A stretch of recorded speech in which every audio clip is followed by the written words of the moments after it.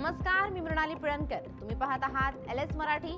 पाहुयात काही महत्त्वाच्या घडामोडी. जेनझीच्या अभिनंदनासाठी शिवाजी पार्कवर आजचा तिरंगा मार्च होणारच. उद्धव आणि राज ठाकरे यांची पत्रकार परिषदेत घोषणा. विद्यार्थ्यांच्या यशानंतर ठाकरेंचा मुंबईत अभिनंदन मार्च. तुमचा विजय साजरा करायला जोशात आणि जल्लोषात या. शिवसेना खासदार संजय राऊतांकडून आवाहन.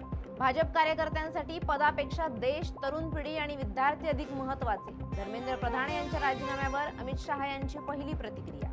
व्यापक जनहिताशी बांधिलकी दाखवत प्रधानांचा राजीनामा. वैयक्तिक हितापेक्षा राष्ट्रहिताला प्राधान्य, हेच भाजपच्या समर्पित कार्यकर्त्याचं खरं वैशिष्ट्य. संपूर्ण भाजप परिवार प्रधानांच्या पाठीशी उभा. मुख्यमंत्री देवेंद्र फडणवीसांचं ट्विट. 36 दिवसांचं आंदोलन यशस्वी. विद्यार्थ्यांच्या सर्व मागण्या मान्य.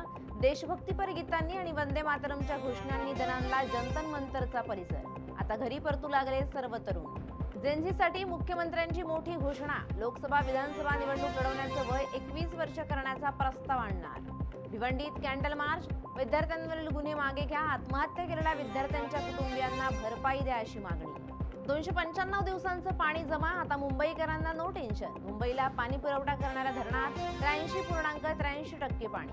राज्यात 29 जुलैपर्यंत मध्यम ते हलक्या सरी बरसणार. पुणे आणि उत्तर मध्य महाराष्ट्रासह मराठवाड्यात सोमवारपर्यंत हलका ते मध्यम स्वरूपाचा पाऊस असेल, तर दक्षिण मध्य महाराष्ट्रात मात्र पाऊस अतिशय हलका असणार आहे. पुण्यात दमदार पाऊस. खडकवासला धरण साखळी क्षेत्रात समाधानकारक पाणीसाठा जमा.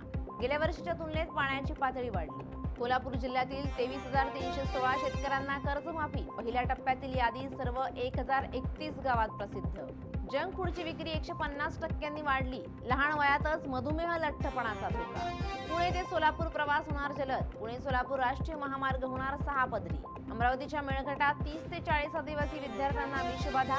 रात्रीच्या जेवणातून विषबाधा झाल्याची माहिती. रुग्णालयात उपचार सुरू. अमरावतीत उद्घाटनापूर्वीच पूर्ण उड्डाण पुलावरून वाहतूक सुरू. निष्काळजीपणामुळे नागरिक संतप्त. एखादा गंभीर अपघात घडल्यास जबाबदारी कोण घेणार? नागरिकांचा सवाल. यवतमाळच्या भीमनगर परिसरात घरासमोर पार्क केलेली मोपेड दुचाकी गेली चोरीला. वाहन चोरीच्या घटनांमध्ये वाढ झाल्यानं वाहन चालकांमध्ये भीतीचं वातावरण.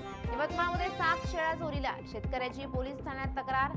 सततच्या चोरीच्या घटनांमुळे पशुपालकांमध्ये भीतीचं वातावरण. 6 दिवसानंतर अमरनाथ यात्रा दोन्ही मार्गांनी पुन्हा सुरू. 6,000वर भाविक रवाना.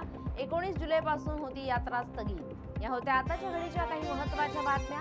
अशाच महत्त्वाच्या बातम्यांसाठी तुम्ही पाहत रहा LS मराठी.